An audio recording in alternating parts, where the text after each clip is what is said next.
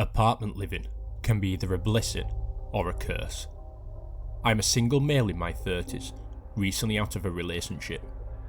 I was on a time crunch due to the fact that the lease on my old spacious apartment was about to be up, and I had yet to find a new place. I was not really concerned with the area or the price due to the fact that I make a decent living. Being a typical lazy guy, I dreaded going on tours of empty apartments and having to cold call complexes. I went on a website and did a search. The first apartment on the listing was a 1-bedroom, 1-bath for under $850. I sent an email expressing my interest. No less than 10 minutes later, my phone rang. The voice on the phone told me the requirements, and in less than 10 minutes, I had agreed to stop by to reserve the apartment. I ended up moving in a few weeks later. It wasn't much to write home about. Pretty basic unit, smelt like paint and bug spray. I lit a scented candle and made my way to the bedroom to unpack. As I was hanging my art on the wall, I noticed some strange patches on the drywall. Some of these were small, about 3 inches round. The biggest was the fist-sized patch in the walk-in closet.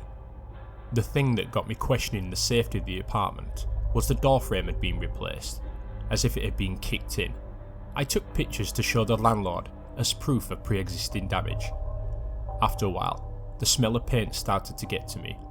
I walked into the kitchen to move the candle in order to spread the fragrance throughout the apartment. The candle on the counter was out. I found this to be odd since it was not near a window. I lit it again and returned to the bedroom with said candle. I froze as I entered the room.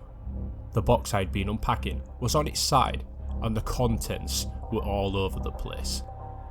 I had a very active imagination and tend to overreact. Taking a minute to pause the music from my phone, I came to the conclusion that the box was unstable and I didn't hear it fall due to the headphones. I shook the thought from my mind and continued unpacking. The following weeks were pretty quiet. I'd go to work early, come home late, watch TV and go to bed. I had a friend and his service dog over for a few drinks. His dog usually sits at his feet and stays pretty quiet. Not this night. It kept pacing between the living room and the hallway, growling as it neared the room. My friend said this was unusual and they had to leave.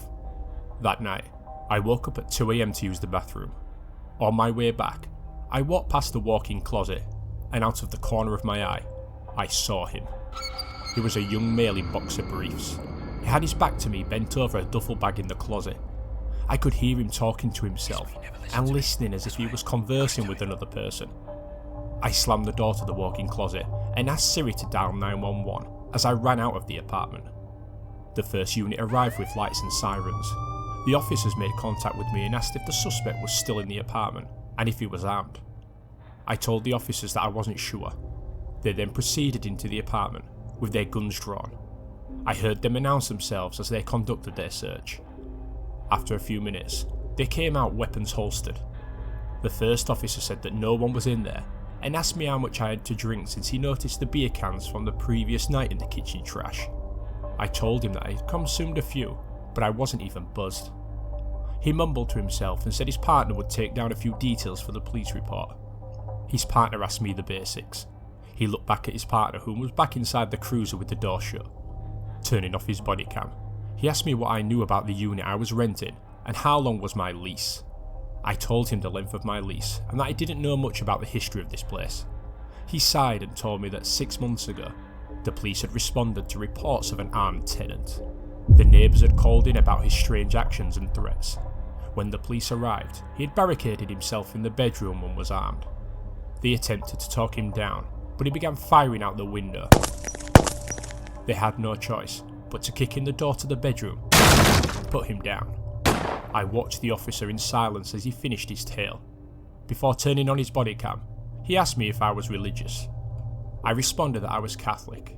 He nodded and recommended that I get a priest to bless the apartment and to get some sage. I thanked him and he walked back to the cruiser. In the morning, I will be contacting the local parish and going to purchase some sage. But in the meantime, I'll be napping in my car.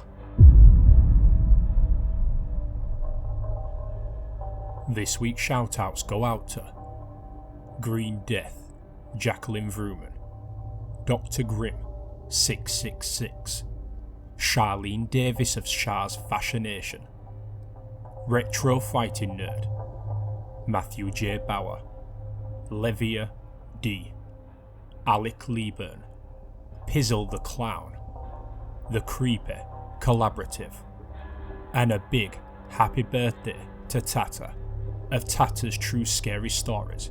Have a great but terrifying birthday. Thank you for the support.